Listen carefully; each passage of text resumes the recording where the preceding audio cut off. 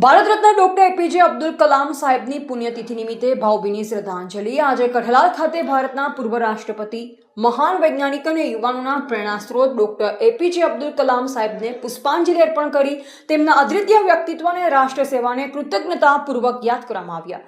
તેમજ તેની પુણ્યતિથિના પાવન અવસરે કઠલાલ ઓમ હોસ્પિટલ ખાતે સારવાર લઈ રહેલ દર્દીઓને ફળોનું વિતરણ કરી માનવ સેવાનો નાનકડો પ્રયાસ કરવામાં આવ્યો। ડોક્ટર કલામ સાહેબનું સમગ્ર જીવન સાદગી, સેવા, રાષ્ટ્રપ્રેમ અને યુવાનોને મોટા સપના જોવાની પ્રેરણા આપતું રહ્યું।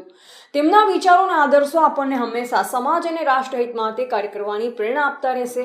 જેમાં જિલ્લા ભાજપ અલ્પસંખ્યક મોરચાના મહામંત્રી સોહેલ મલેક સહિત તાલુકા સંગઠનના હોદ્દેદારો, મોરચાના હોદ્દેદારો તેમજ ચૂંટાયેલ પ્રતિનિધિઓ મોટી સંખ્યામાં ઉપસ્થિત રહ્યા। રિપોર્ટર મનોજ સોલંકી, ખેડા।